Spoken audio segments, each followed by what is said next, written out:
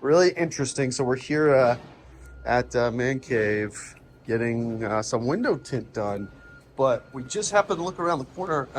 We've got the new wheels here on this Cybertruck, which if I take a step back, you'll probably get a really good feeling for if you like or don't like them. There's a couple things that I noticed right away that might help with the look, and I'll dive into those details here in a moment. But we were just kind of looking at this and collecting our thoughts on feelings. It's going to be really interesting because, as Raphael and I were talking, the first person who off-roads in this is going to look like a fool. These are not off-road tires. Keep that in mind, please. These are perfect tires for everyday use. If you're going to the store or whatever, like nothing wrong. These are great tires and they're super efficient, which is great. But these are not for off-road, and we're going to find some people try to push it a little bit. These are not for that. That said, here's the issue. So I think what's throwing everybody off visually is when we look at our blades here. So they did a similar thing like with the all-terrain tires, where we have this pattern kind of cut into the sidewall. And on the all-terrains, these spokes obviously extend into them and look really awesome. For this one, they kept a fully round hubcap, which is fine. The problem is this.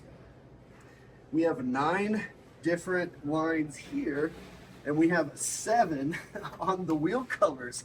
And in my opinion, I think that's why it makes it look so goofy, is we've got 9 slots for these to line up with, but we've only got 7 of these. So it's just off. And I think that's the issue here. Other than that, I don't think there's anything really wrong with them. I don't think they're a bad design.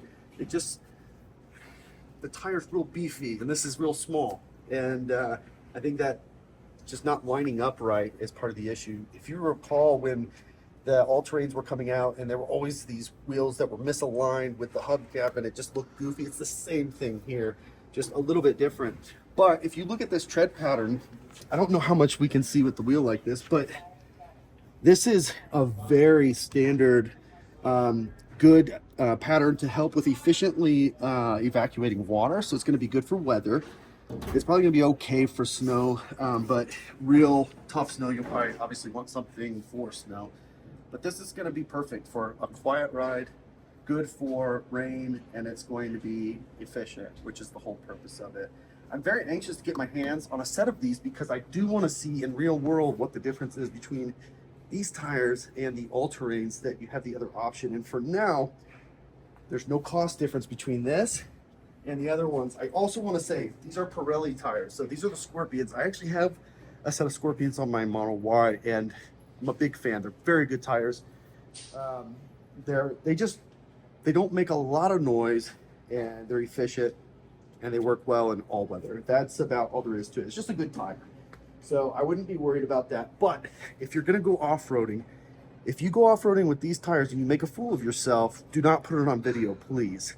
Please do not do that to yourself or to the community, because we've seen enough of that already.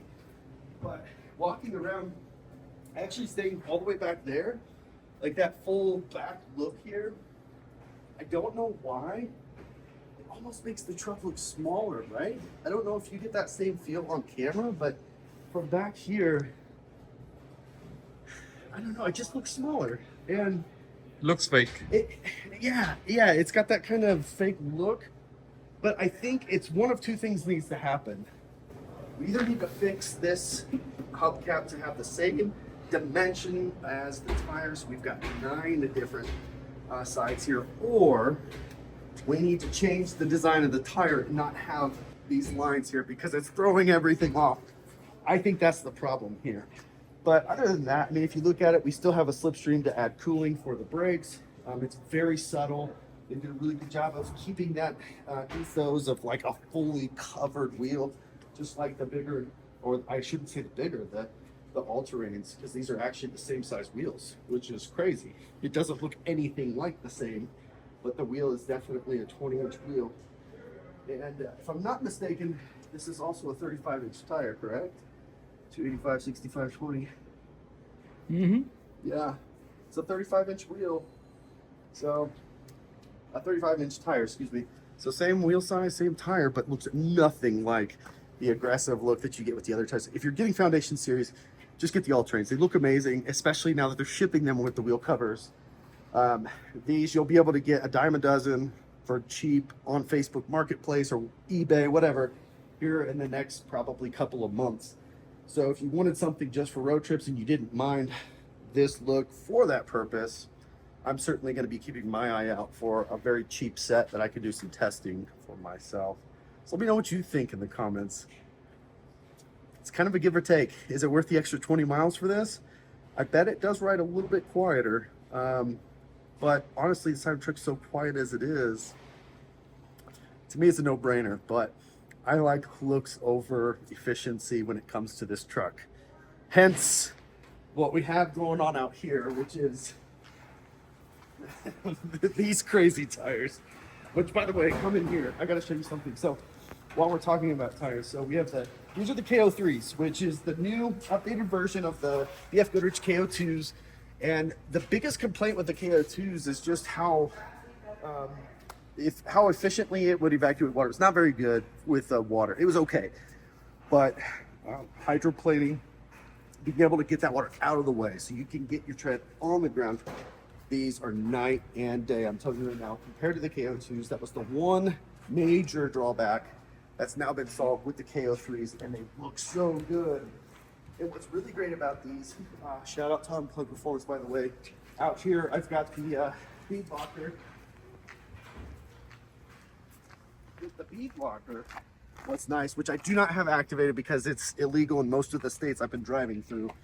But when I get home, I'm going to unmount this tire and then install for the bead lock feature. And what's nice about that is on the sides of the KO2, we have a lot of extra grip here. So when you drop this air down to 20 pounds of pressure, you're gonna have a ton of grabbing surface, which is a huge benefit. These tires are awesome. However, where those tires we just looked at give you an extra 20 estimated EPA range, these tires compared to the all-terrain tires that you get from Tesla, I've lost 50 to 75 real world miles on the highway.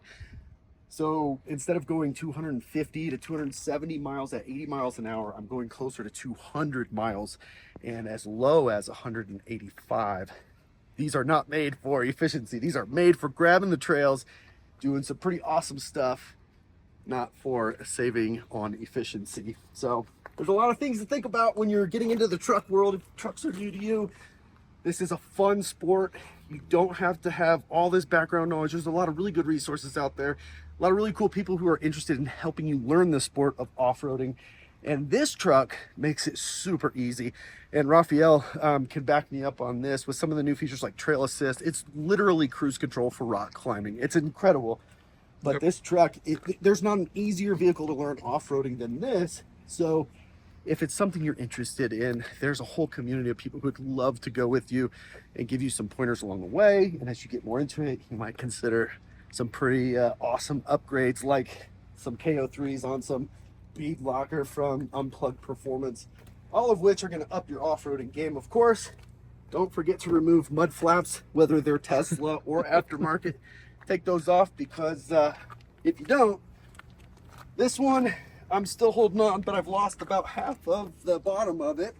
This one, I'm on my 4th set of zip ties that's holding it in place enough to stop rocks from being thrown up on my friend Raphael's truck behind me. So that's the only reason I'm holding on to it. But don't forget to take those off if you go trailing.